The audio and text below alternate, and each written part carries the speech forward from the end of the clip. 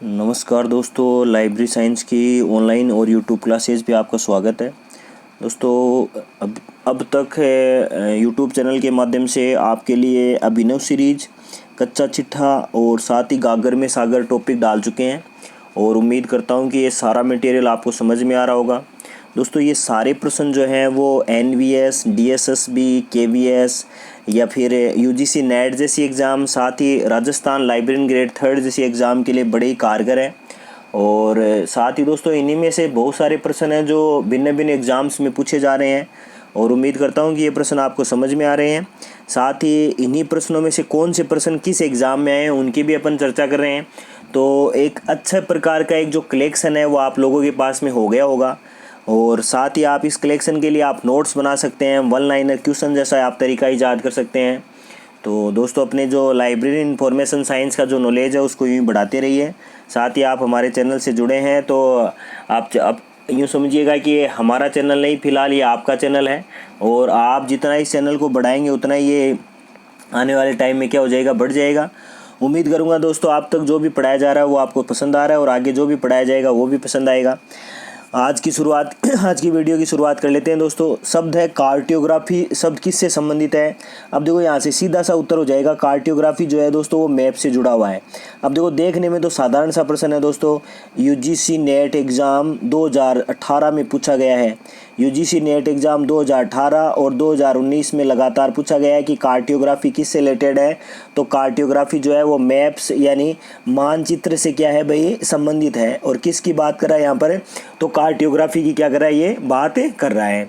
आगे बढ़ते हैं दोस्तों। आगे प्रश्न बनता है एक नया प्रश्न बनता है यहाँ पर कि स्टेटमेंट्स ऑफ ईयर बुक का प्रकाशन कौन करता है। तो स्टेटमेंट्स ऑफ ईयर बुक का प्रकाशक कौन है? तो आप याद रखेंगे दोस्तों, ये है पालग्रेव मैकमिलन।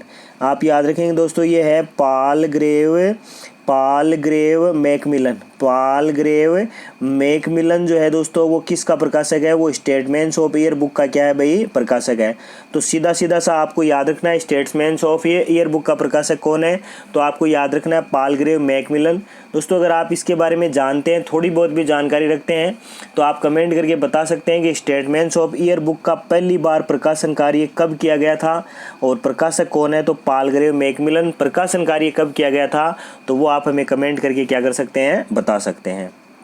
आगे प्रश्न बनता है दोस्तों, इधर की साइड से प्रश्न बन जाएगा है कि सम्मेलन कार्यवाही। दो प्रश्न लेंगे दोस्तों इधर यहाँ की साइड से कि सम्मेलन कार्यवाही है क्या है। तो सम्मेलन कार्यवाही दोस्तों वो है सूचना का प्राथमिक स्रोत है, यानी सूचना का कैसा स्रोत है? प्राइमरी सोर्सेज है दोस्तों। प्राइमरी सोर्सेज की अपन बहुत पहले बात कर चुके हैं, बहुत सारे प्राइमरी सोर्सेज की अपन ने बात की है।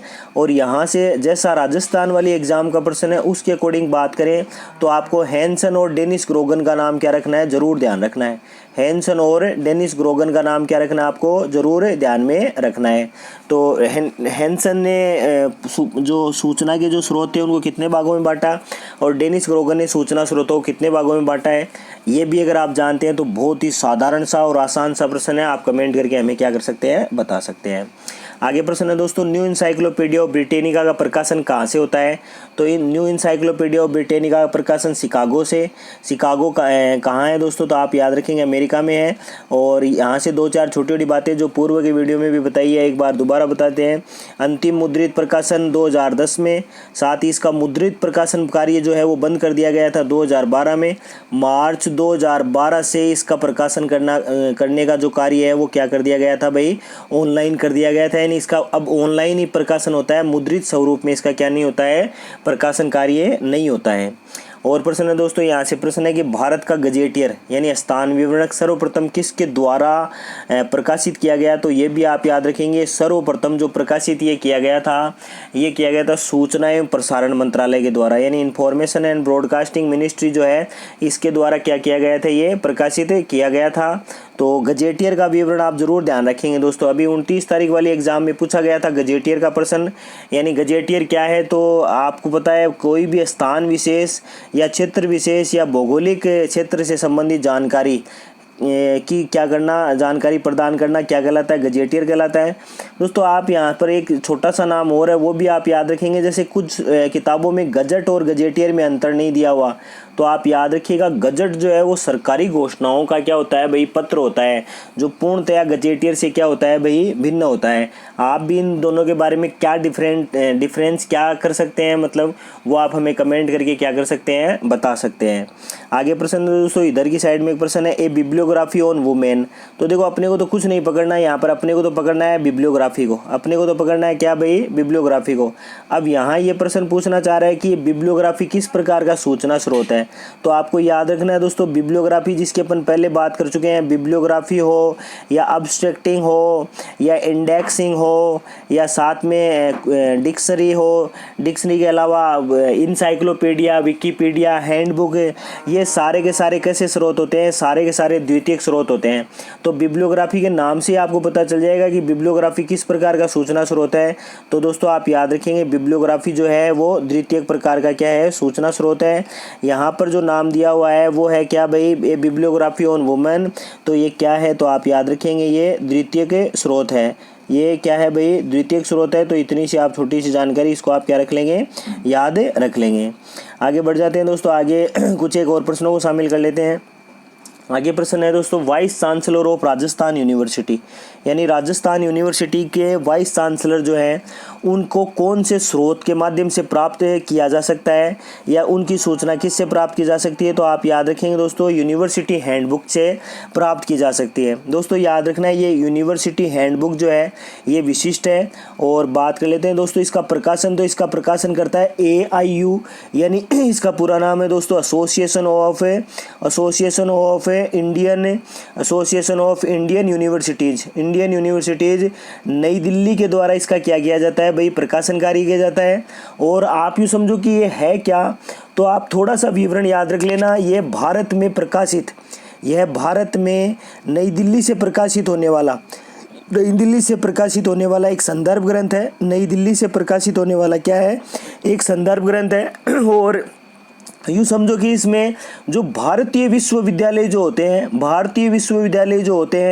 इन भारतीय विश्वविद्यालयों को उनके नाम के वर्णानुक्रम में क्या किया जाता है, व्यवस्थित किया जाता है। साथ ही आप यूँ समझो कि एक जो विश्वविद्यालय जो होता है उस विश्वविद्यालय से संबंधित सूचनाएं, जैसे विश्वविद्यालय की स्थापना कब हुई, साथ ही उस विश्वविद्यालय के वर्ष कौन से वर्ष में स्थापना हुई, उसका पता क्या है, विश्वविद्यालय के अधिकारी, वहाँ का बजट और पाठ्यक्रम से संबंधित सारी जानकारियाँ जो है वो इसमें क्या की जाती हैं, इस संदर्भ ग्रंथ में प्रस्तुत की जाती हैं। तो याद रखेंगे दोस्तों, यूनिवर्सिटी हैंडबुक बहुत ही इंपॉर्टेंट है, एग्जाम में आने के क्या रहेंगे, चांसेज रहेंगे। साथ ही और बात कर लेते हैं दोस्तों, यहाँ से यूनिवर्सिटी हैंडबुक का प्रकाशन पहली बार कब किया गया, तो वो आप हमें कमेंट करके क्या कर सकते हैं, बता सकते हैं कि यूनिवर्सिटी हैंडबुक का प्रकाशन पहली बार कब किया गया। तो ये भी आप क्या रखेंगे, याद रखेंगे। आगे दोस्तों, एक शब्द की उत्पत्ति का पता लगाने के लिए सही संदर्भ स्रोत क्या है। तो दोस्तों शब्द की उत्पत्ति पूछ रहा है, तो शब्द की उत्पत्ति के लिए क्या ध्यान में रखना है, आपको ध्यान में रखना है डिक्शनरी। और डिक्शनरी क्या है भाई, शब्द की उत्पत्ति के बारे में जो भी विशिष्ट विवरण होता है उसकी क्या प्रदान करती है भाई, जानकारी प्रदान करती है। तो ये आप क्या रखेंगे, याद रखेंगे। दोस्तों आप याद रखेंगे डिक्शनरी, देखो डिक्शनरी का निर्माण करने वाला व्यक्ति जो है वो क्या कहलाता है। तो आप हमें कमेंट करेंगे, एग्ज़ाम में KVS एग्ज़ाम 2018 में पूछा गया है ये कि डिक्शनरी के निर्माण करने वाले व्यक्ति को क्या कहा जाता है, तो वो आप हमें कमेंट कर देंगे। साथ ही आगे बढ़ जाते हैं दोस्तों, आगे प्रश्न है एटम इंडेक्स किसका उत्पाद है। तो एटम इंडेक्स जो है दोस्तों वो इनिस का क्या है भाई, उत्पाद है, यानी इनिस का उत्पाद है एटम इंडेक्स। और जैसा मैंने इनिस का वीडियो डाल रखा है एक शानदार सा अभिनव सीरीज में, तो वहाँ से आप देख सकते हैं यह इंटरनेशनल न्यूक्लियर इंफॉर्मेशन सिस्टम। और दोस्तों याद रखेंगे यही क्या करता है, यही एटम इंडेक्स का क्या करता है भाई, प्रकाशन करता है। यानी यहाँ से आपको याद रखना है इनिस को। और साथ ही आपको ये भी याद रखना है दोस्तों, इनिस का अगर बात करें भारत में मुख्यालय, तो आप याद रखेंगे दोस्तों भाभा एटॉमिक रिसर्च सेंटर यानी BARC जो है दोस्तों ये क्या है भाई, ये इनिस का भारत में यूँ समझ लो कि एक समन्वय केंद्र है। तो बड़ा इंपॉर्टेंट है दोस्तों इनिस, और एग्जाम में आने के भी क्या रहेंगे, यहाँ से चांसेस रहेंगे। यानी आप यूँ समझ लो कि ये जो BARC है इसका एग्जाम में UGC नेट में प्रश्न पहले पूछा गया कि BARC का पूरा नाम क्या है, तो भाभा एटॉमिक रिसर्च सेंटर। यूँ समझो इनिस का भारत में क्या है, एक समन्वय केंद्र है। और बात कर लेते हैं दोस्तों छोटी छोटी चीज़ें जो इनिस को ज़्यादा सॉलिड बनाती है। इनिस की स्थापना जो है वो अप्रैल सन 1970 में की गई थी। और साथ ही बात करें दोस्तों इसका मुख्यालय कहाँ है, तो इसका मुख्यालय जो है वो वियना ऑस्ट्रिया में क्या है, इसका मुख्यालय है। किसका मुख्यालय है, तो आपको याद रखना है दोस्तों किसका मुख्यालय, इनिस का मुख्यालय है। आप इनिस के बारे में और क्या जानते हैं, अगर कोई इसके बारे में कोई छोटी सी सारगर भी चीज़ जो एग्जाम में पूछी गई है उसका विवरण और ले लेते हैं दोस्तों। ये जो इनिस जो है इसका एटम इंडेक्स वाला जो प्रश्न है ये CCRAS यानी सेंट्रल काउंसिल ऑफ राष्ट्रीय आयुर्वेदिक संस्थान एग्जाम 2019 में क्या है ये पूछा गया है। तो ये भी आप क्या रखेंगे, याद रखेंगे। आगे बढ़ जाते हैं दोस्तों, आगे इधर की साइड के कुछ एक प्रश्न ले लेते हैं। आगे कि निम्न में से कौन सा सामयिक अभिज्ञता सेवा से संबंधित नहीं है, यानी करंट अवेयरनेस सर्विस से जुड़ा हुआ नहीं है। तो सबसे पहले तो आप याद रखेंगे दोस्तों अनुक्रमणिका पत्रिका जो है वो किससे जुड़ी हुई, अनुक्रमणिका पत्रिका जो है दोस्तों वो किससे जुड़ी हुई नहीं है। यहाँ थोड़ा सा आप चेंजेबल करेंगे दोस्तों, इसमें उत्तर जो 2 लगा हुआ है उस 2 को आप थोड़ा सा ध्यान रखेंगे। देखो यानी यहाँ अनुक्रमणिका पत्रिका की बात करा है दोस्तों ये, तो अनुक्रमणिका पत्रिका से ना लेकर आपको यहाँ इसका उत्तर बनाना है, वो बनाना है कि CAS यानी सामयिक अभिज्ञता सेवा किससे जुड़ी हुई है, किससे जुड़ी हुई नहीं है, तो पाठ्य सामग्री की सूची से क्या है वो जुड़ी हुई नहीं है। यानी इसका 2 जो है उत्तर है, इसको आप काट के क्या बनाएंगे दोस्तों, 4 बनाएंगे। यानी अनुक्रमणिका पत्रिका तो सामयिक अभिज्ञता सेवा से संबंधित है, लेकिन पाठ्य सामग्री की सूची जो है दोस्तों ये किससे संबंधित नहीं है, तो ये आप याद रखना है, ये करंट अवेयरनेस सर्विस से संबंधित नहीं है। तो इसको आप थोड़ा सा क्या रखेंगे, ध्यान रखेंगे। आगे बढ़ जाते हैं दोस्तों, आगे प्रश्न है कि सम्मेलन कार्यवाही किस प्रकार का प्रलेख है या आलेख है, तो आप याद रखेंगे ये प्राथमिक है। सम्मेलन कार्यवाही क्या है भाई, प्राथमिक स्रोत है। और बढ़ जाते हैं दोस्तों, और आगे प्रश्न है कि ग्लोसरी निम्न में से किस प्रकार का प्रलेख है, तो आप याद रखिएगा ये ग्लोसरी भाषा के शब्दों का क्या है भाई, शब्दकोश है। भाषा के शब्दों का क्या है भाई, एक शब्दकोश है जिसका नाम क्या है भाई, ग्लोसरी। वोकेबलरी, डिक्शनरी, ये सारे क्या है, एक दूसरे के पर्याय हैं। और 29 तारीख के एग्जाम में क्या है इससे जुड़ा हुआ प्रश्न पूछा गया था, तो इनको भी आप क्या रखेंगे, याद रखेंगे।